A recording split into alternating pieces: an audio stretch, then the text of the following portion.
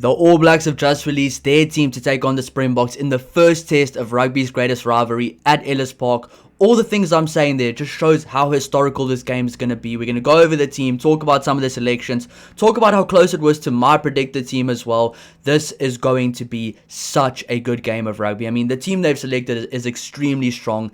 And you know what? This team could honestly challenge my Springbok team. And I think you're probably looking at the title right now. Can this team challenge the Springboks? Is probably what it's going to say. I have no idea yet. But I think this team can, realistically. I've seen all the odds for the game as well. There's a lot of people thinking that the Springboks will win this game by more than a try.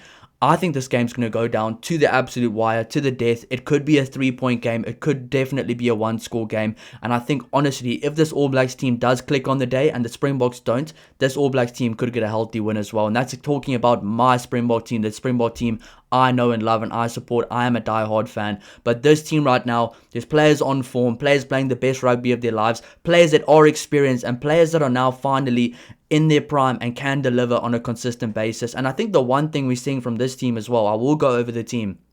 The bench is extremely strong, and I think this bench right here will make it very difficult for the Springboks bomb squad, because the Springboks are known to have a very strong, very powerful, punchy, explosive bench. But this bench from the All Blacks is no different. I think this bench right now was picked not just to tame the bomb squad from the Springboks, but to actually try dominate the bomb squad. So some really interesting talking points here. But before we do get into it, if you guys do enjoy the content, please don't forget to like and subscribe to help the channel grow. I really do appreciate all the support. I mean, the All Blacks fans, the Springbok fans have been absolutely awesome in the comments. I did post a video yesterday talking about my all-time rugby's greatest rivalry combined team. Go look at that after this video if you guys are interested in that. I appreciate all the support. Of course, after the game, directly after the game, I will be doing a match reaction as soon as the final whistle goes. And of course, as always, I will be doing the player ratings right after that as well. I like to get things out fast for you guys, because I know if I was watching as someone that wants to watch these videos after the game, I want to flip right to YouTube and see what someone got to say about the game. What is everybody else thinking? Is it the same as what I'm thinking? So don't worry, I will always have you covered there. And please do not be scared. Feel free to leave your comments down below. I've really been enjoying interacting with all the comments. And you know what? Some of the comments I've seen, they've actually been really accurate for the predicted team here. So some of you guys in the comments, you All Blacks fans, you guys know your rugby. Some of the Springboks fans as well, they did comment on the All Blacks teams. You guys know your rugby as well. So thank you so much for all the support. But let's get right into the team here. Starting off with the front row, we have Ethan de Groot, Cody Taylor, and Tyrell Lomax. I thought Fletcher Neal was going to start, but it makes sense to see Tyrell Lomax starting. He's got the experience. He is a very good scrummager as well. And I think Ethan de Groot's at number 1. He's been in really good form recently for the All Blacks, playing with a lot of confidence. And I think under Dave Rennie, you're kind of starting to see Ethan de Groot at his best. Of course, Cody Taylor, so much experience. I think a lot of people maybe thought Takiaho might get a start, or Asafu Amua, but Asafu Amua is on the bench, and that makes so much sense, but we will get to that. Looking at the locks here, Josh Lord and Fabian Holland. No Sam Darry, no Patrick Tuipulotu in the entire team. So Josh Lord and Fabian Holland, that does make sense to me. There's a few guys within the squad now, within this team, that can play lock, can play loose forward. So you'd rather have more guys on the bench that you think are your strongest players right now. But having Josh Lord and Fabian Holland there, those are two young guys now in the form of their lives, playing some incredible rugby. I think Fabian Holland had an injury, came back from injury, but now he is looking like the main man there. And Josh Lord, an absolute workhorse that just gets stuck in and is really very good at the breakdown, on the attacking breakdowns and defensive breakdowns as well, disrupting the ball of the opposition, and as well giving his scrum off Cam Roygaard the most clean, quick ball possible. I think you're going to see a lot of that from Fabian Holland and Josh Lord. The one thing I'm seeing right now already, physicality, as well as a very good nuanced skill set. I think the tight 5 here, very physical players. They can do the dog work, the hard work, the nitty gritty stuff, but they also have some really good kind of fine skills there where they can get the ball out wide quickly. They can beat the man in front of them. They can get past the contact and keep the ball alive. So that is the one thing I want the Springboks to look out for. We've been caught out by that so much, because these tight 5 forwards have a very sneaky skill ability to keep the ball alive, especially when you least expected. The little outside or inside pass as well. The Springboks have to keep an eye on that. So a very good tight 5 there. Moving on to the loose forwards, exactly what we expected. Tupou Vaa'i at number 6, adding some size, another line-out option. And you know what? He could be the number 6 going forward in Dave Rennie's team. It looks like they like him there. They like having the bigger guy in the outside channel, a very good ball carrier, another line-out option. later on in the game can move to lock as well. If there is an injury early, it doesn't affect too many things because you still have a line-out leader there as well to lead at set piece. But Tupou Vaa'i doesn't just bring that. I think from a mentality standpoint, he brings the attitude, he brings the self-belief, and he'll bring that, not arrogance, but that self-belief of, I don't care who I'm playing against, I don't care who you are, I'm going to get in your face, and I don't care if every single person in the crowd is booing me, I am playing for the black jersey. And I'm not even an All Blacks fan, but it gives me goosebumps seeing what it means to some of these guys. And I know for Tupou Vaa'i, these games will mean a lot. So, I mean, me as a South African, I don't dislike Tupou Vaa'i at all. I actually like him quite a lot. I know a lot of South Africans online seem to dislike him. Forget about them. He's a really good player. You know what? He's earned the right to be the way he is on the field. Look at number 7, Luke Jacobson. Very good at slowing down the opposition ball. Very good as a ground threat. I think Luke Jacobson versus Malcolm Marx and Paul de Villiers, if Paul de Villiers does play. But for now, Luke Jacobson versus Malcolm Marx is going to be an absolute chess match on the field. The way the one can slow the ball down, the other one can get steals. It is going to be a war of attrition. And I think Luke Jacobson is selected for a very specific role in this game. Get stuck in, get the hard work done, smash some people, and slow down that opposition ball. Do not let them get any breathing room at the breakdown. And I will have to say, as a Springbok fan, that Argentina game, the clean-outs at ruck time, the ruck clearances, the ruck accuracy was really poor from our Springbok team. If it's going to be anything like that, Ardie Savia, Luke Jacobson, and the likes of those guys, like a Cody Taylor as well, are going to be hunting our ball down at every single breakdown. Of course, moving on to the captain, number 8, we have Ardie Savia, one of the best loose forwards in the world. He is going to bring the mentality, he is going to bring the physicality, he is going to bring the skill set. He's beaten the Springboks many times before. A lot of these guys are new to beating the Springboks. A lot of them have come into the system now where the All Blacks haven't been dominating the Springboks, but Ardie Savia has been there before. He can get the best out of the team, and I think playing at Ellis Park, I don't think the All Blacks team is going to kind of fall away from the occasion. They're going to rise up to the occasion, and I think both teams on the day, this is going to be an absolute war. I cannot wait. Moving on to the backline, number 9 and number 10, the Hurricanes duo, the combination, Cam Roigard and Ruben Love. Of course, Richie Mo'unga is in the squad now, but Ruben Love's proved exactly that he needs to be there. Very good off the kicking tee, very composed, growing into the jersey every single game, and he's been playing with Cam Roigard for a few seasons now. They know how to play together, they are very comfortable together, and I think that might just make both of their jobs a lot easier. And on the outside of them at number 12, Jordie Barrett, another guy that they know how to play with. So number 9, 10 and 12, a very key little kind of combination there in the backline, the tight positions in the backline. It's very good to have a kind of seamless connection there, synergy, and of course cohesion. So for me, those 3 guys being from the same team, being in part of a successful team as well, is very important to the backline operating at a very high level. Number 13, Quinn Tupaia, him and Jordie Barrett are building a very special center combination, and that center combination against Dale Lindy and Krill, or whoever the Springboks picked, they haven't picked the team yet at the point of me filming this, but them going against those guys from the Springboks is going to be an absolute war. I know I've said that so many times, but that's just the theming of this game. War, war, war. Every single place you look, it's going to be a battlefield. Every single position versus every other opposition position, it's going to be a battle. And I think Quinn Tupaia and Jordie Barrett versus the centers of the Springboks, must-see TV, absolute box office.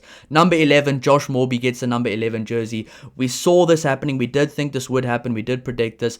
Very unorthodox player, but he's been in the form of his life. He deserves this, and he is picked right now purely for the reason that he is in the form of his life and can tear open any team he plays against.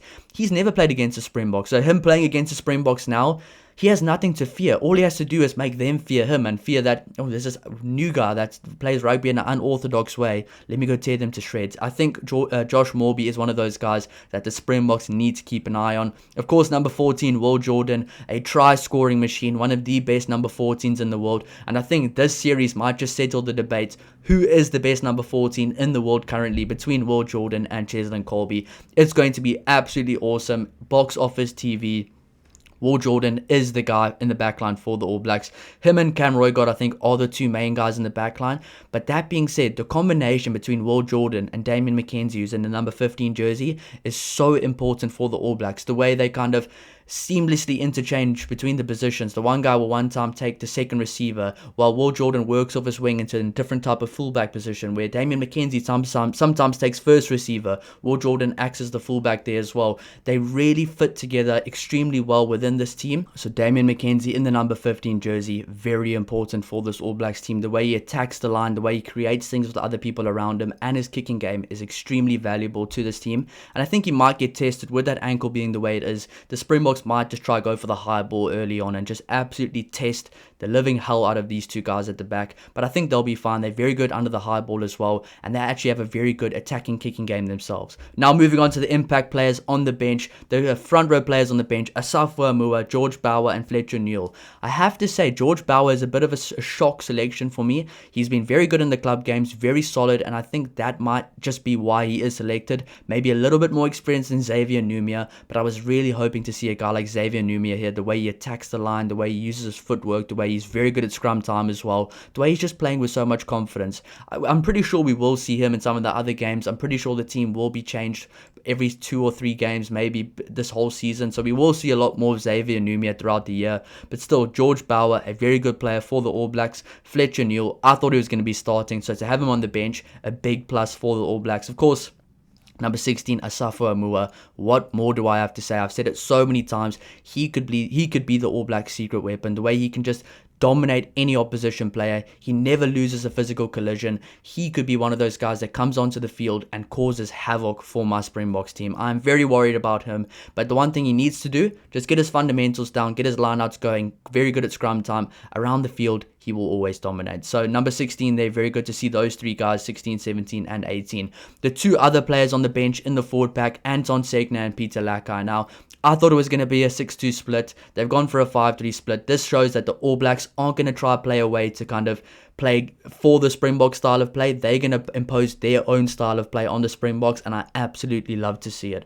Anton Segner at number 19 has absolutely deserved the call up here. His first time ever playing against the Springboks. It's going to be a huge occasion for him, and it's going to be, honestly, I think he will rise up to the occasion. He's a very, very world-class player. That Bulls game against some very tough opposition, he showed how dominant he was on the field. I think he'll continue to be the same way from the bench. And I think the bench loose forward matchup, Springboks have so many guys like Marco van Staden, Cameron Hanekom, Ulrich Lowe potentially as well. That's going to really build up to be a very good battle off the bench to see which bench forward pack can make the best impact and go up against each other and dominate the other. Of course, Peter Lakai at number 20. So Wallace Atiti does miss out on this team selection. I did see that happening because recently, yes, there's been a lot of talk about Wallace Atiti being the next future great player for the All Blacks, and I still think that is the case. I think there's no doubt about that, but I think recently on form, based on his injury timings, a bit unlucky with that as well. He's not at his best form right now, and I think Anton Segner and a guy like Peter Lakai are in really good form, and Peter Lakai just offers that kind of composed, calm head on his shoulders. Even though he's one of the younger guys, he still plays like an experienced veteran. Very good skill set, very composed head, very physical as well, and just does the fundamentals extremely well and gets stuck in with a very high work rate. So a very good bench forward back there for the All Blacks. Moving on to the backline players on the bench, the final 3 players here, we have Kyle Preston, Anton Leonard-Brown and Leroy Carter. Very good backline players picked on the bench. I thought Rico Ioane was going to get a chance, but they've stuck with Anton Leonard-Brown, and that does make sense. He's physical, he can play center, and he can play pretty much. He's played with Quinn Tupaia and Geordie Barrett before. He knows how to play with all these guys. He knows how to play with Damian McKenzie. So if he was to come onto the field, everybody knows Anton Leonard-Brown's style of play. He will just seamlessly fit in. He'll be comfortable. A very good impact player to have. Kyle Preston reminds me a lot of TJ Perenara, the way in open play, if there are opportunities to take, he will absolutely take them. Never played against the Springboks before, so this is going to be a very interesting game from Kyle Preston. But the thing is, these guys that have never played the Springboks before, I don't think it's a weakness. I actually think it's a strength for the All Blacks, and that does scare me for my Springboks team, because most of the Springboks guys you'll see would have probably played against the All Blacks. Maybe a few haven't, but they don't know these guys like a Josh Morby. They don't know these guys like Anton Segner, Asafo Amua that much. So when these guys come on and they think, okay, well, this guy's the bench player, now, of course they're not going to think that way, but they're not going to know who they're facing really, and they've never played against them. So it's going to be very interesting to see how those first few minutes go for these guys that have never ever played against the Springboks. It's going to be very interesting. And of course, number 23, Leroy Carter. Impact, impact, impact. That's all he's been doing so far on this tour. He thoroughly deserves to be called up into the 23. I've seen all the comments because I didn't pick him in my 23 to take on the Springboks, my predicted 23. I thought it was going to be a 6-2 split with an utility back on the bench. But Leroy Carter, he absolutely deserves it. If there's an injury to any of the guys in the back three, he can come on and absolutely tear up. He's a very good player right now. Physical, high work rate, very accurate skill set. So I really like the look of this All Blacks team, which does scare me as a Springbok fan. I will be doing my preview coming out tomorrow, so stay tuned for that. Going over both teams, giving a combined 23 currently as well. I will be doing a team of the week after every single game where I give my combined 23 based on their actual match performance, not what I think of them throughout their careers. So thank you so much for all the support. Let me know what you think of this team down below. What combinations, what players are you excited to see? Let me know down below. I'll see you in the next one. Cheers.